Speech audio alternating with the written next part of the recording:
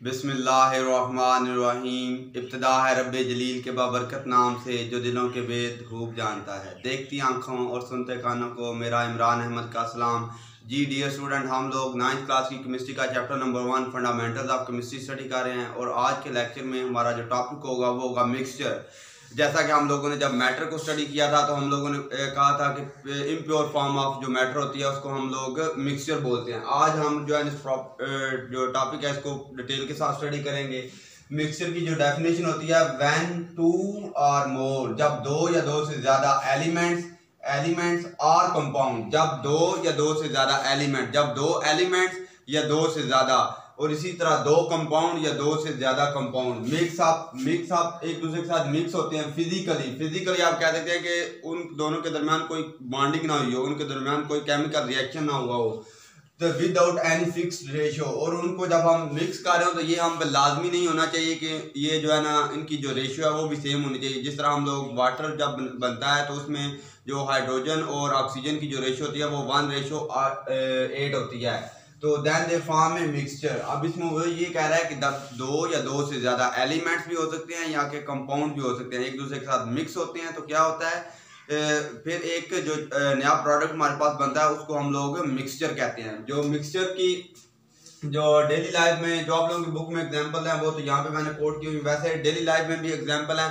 For example ये हमारे पास ये वाटर है इसी तरह, और ये हमारे पास सैंड है जिसको हम लोग जो है ना रेत बोलते हैं। अगर ये जो सैंड है ये हम इस वाटर में ऐड कर देंगे तो इसको जो है ना थोड़ा सा हम जो है ना स्टीर करेंगे। अगर इसको इसमें जो है ना मिक्स करने की कोशिश करें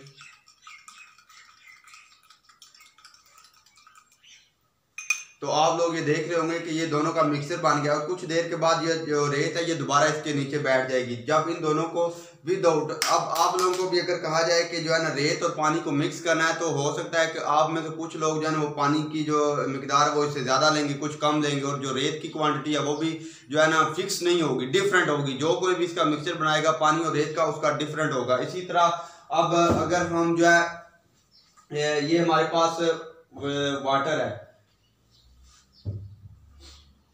हमारे पास ये ग्लास ऑफ वाटर है और ये हमारे पास नमक है, सोडियम क्लोराइड। अगर हम इसमें से कुछ नमक इसमें ऐड करेंगे, हो गया, ये आप लोगों को नजर आ रहा होगा ये वाले, ये जो आप कह सकते हैं स्मॉल स्पून ऑफ हमारे पास हैं सोडियम क्लोराइड के। जब ये इसमें ऐड हो जाएगा तो फिर इसके बाद इसको जब हम स्टीर करेंगे, थोड़ी देर के लिए स्टीर करेंगे,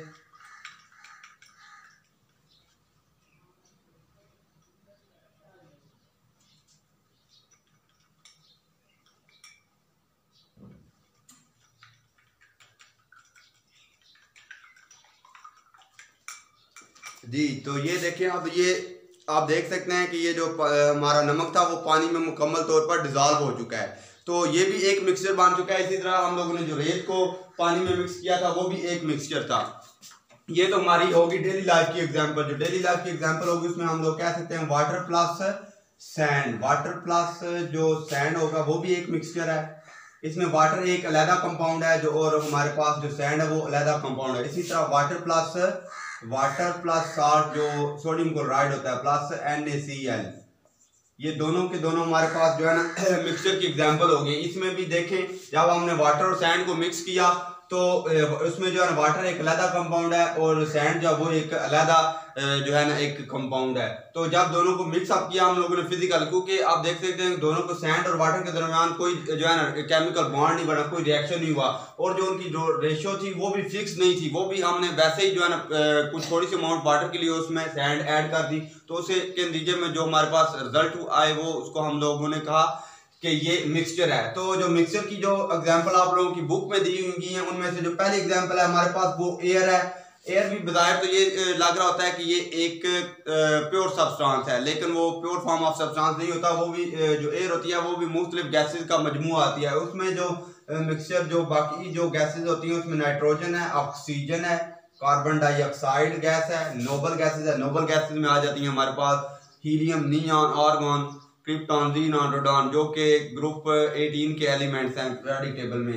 एंड वाटर वेपर, तो जो हमारा पानी है वो भाप की शक्ल में हमारी एयर में मौजूद होता है, जिसे हम मॉइस्चर भी बोलते हैं।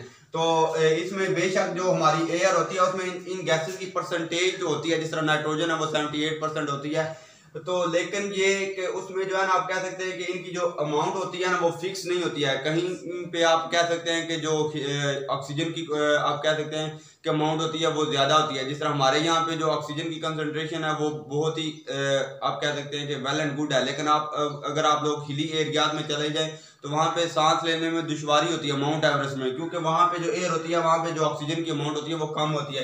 इसी तरह मिल्क जो है बज़ाहिर वो भी एक प्योर सब्सटेंस नजर आती है, लेकिन जो मिल्क होता है वो भी मिक्सचर होता है किसका, शुगर का, चीनी का। आप लोगों ने देखा होगा कि जो पानी का जायका होता है वो बेजायका होता है, टेस्टलेस होता है, लेकिन जो शुगर होता है उसमें जो मिल्क होता है उसका जो टेस्ट होता है वो वाटर की निस्बत थोड़ा आप कह सकते स्वीट होता है। तो उसकी वजह जो होती है उसमें शुगर होती है। वाटर, ये जो वाटर हम लोग ऐड करते हैं वो नहीं होता, वो एडिशनल होता है। वैसे जो उसकी कंपोजिशन होती है उसमें कुछ अमाउंट ऑफ वाटर भी होता है। Water, fat, protein and vitamin जो होती हैं, ये सारी चीजें जो है ना मिल्क का जो है मिल्क बनाती है। इसी तरह जो ब्रास है जिसको हम लोग पीतल भी बोलते हैं वो जो है ना कॉपर और जिंक का मिक्सचर होती है। इसी तरह सॉइल ये जो हमारी मिट्टी है ये रेत का, क्ले का, mineral salts, water and air का मिक्सचर है। तो ये तो होगी उसकी जो है ना एग्जाम्पल मिक्सचर की। अब इनकी प्रॉपर्टीज देखते हैं। इनकी जो प्रॉपर्टीज होंगी वो कंपाउंड के बिल्कुल अपोजिट होंगी। फर्स्ट प्रॉपर्टी है the component substances retain their own chemical identities and properties. वो ये कह रहा है कि जो चीज़ें हम लोगों ने मिक्स की होती हैं उनकी जो प्रॉपर्टीज होती हैं वो उनकी केमिकल आइडेंटिटीज वो लूज नहीं होती और उनकी जो प्रॉपर्टीज होती हैं वो भी सेम होती हैं। फॉर एग्जांपल आप लोग देखें, ये जो हम लोगों ने ऐड किया था, इसमें वाटर ऐड किया था और सैंड को, दोनों को मिक्स करके मिक्सचर बनाया था, वाटर और सैंड का मिक्सचर।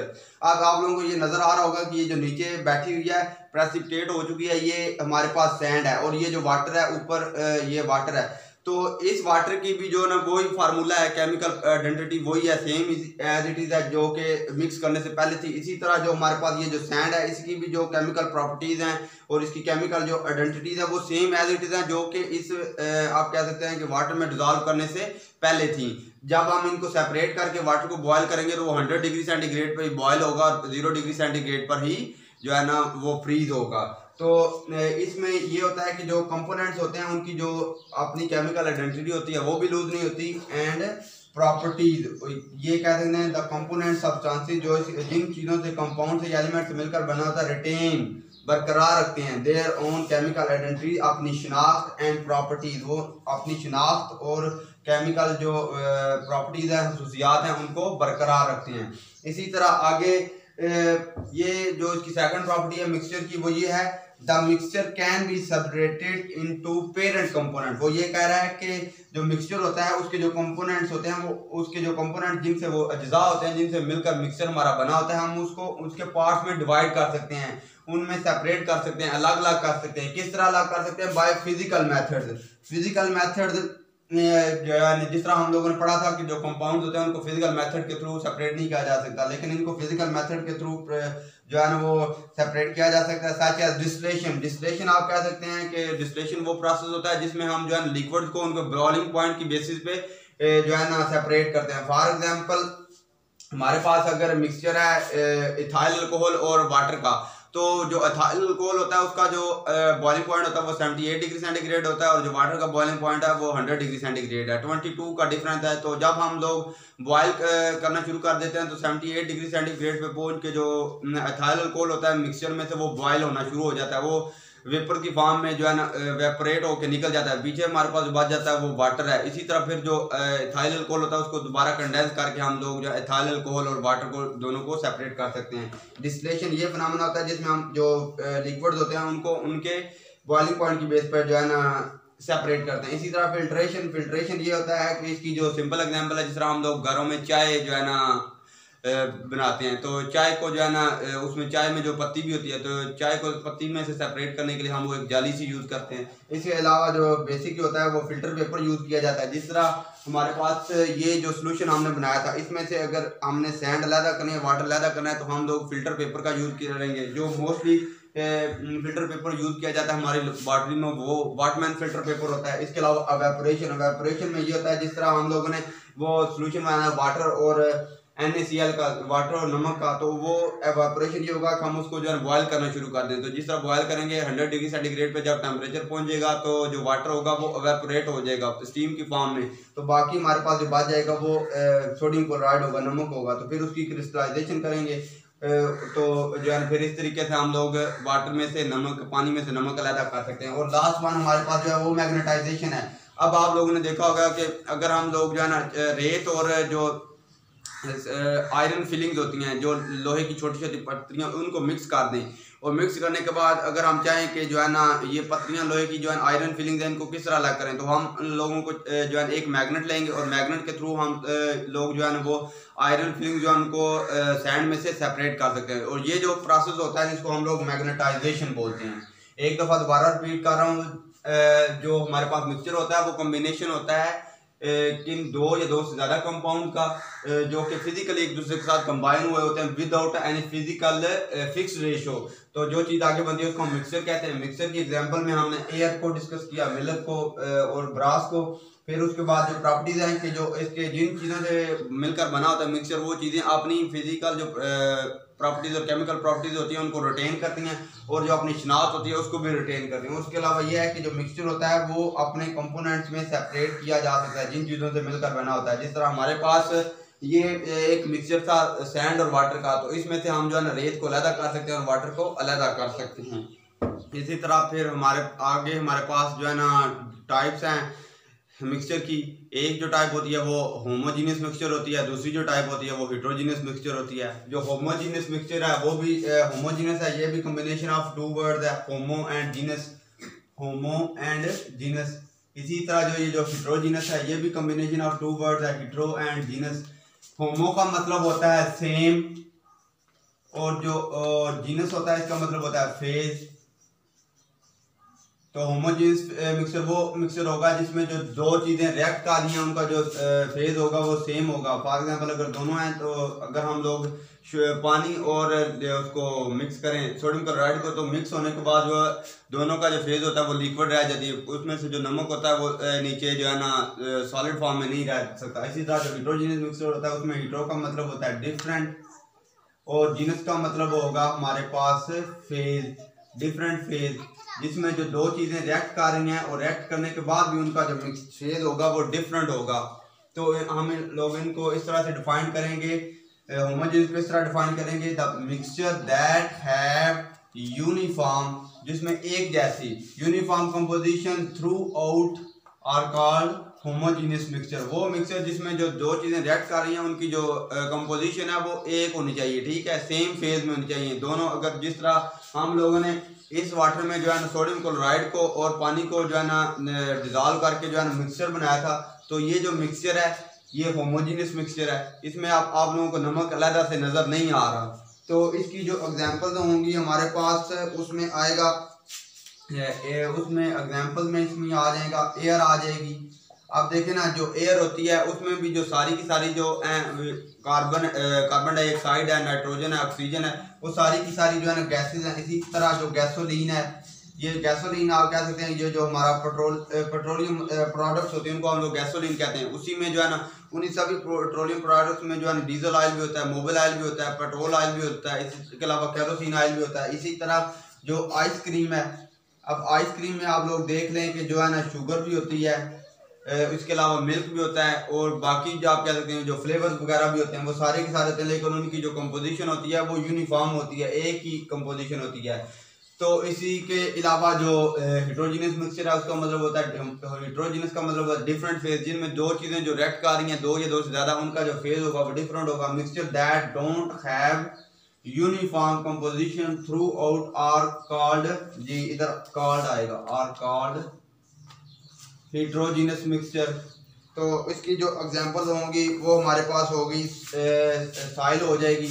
इसकी एग्जांपल में हमारे पास सॉइल,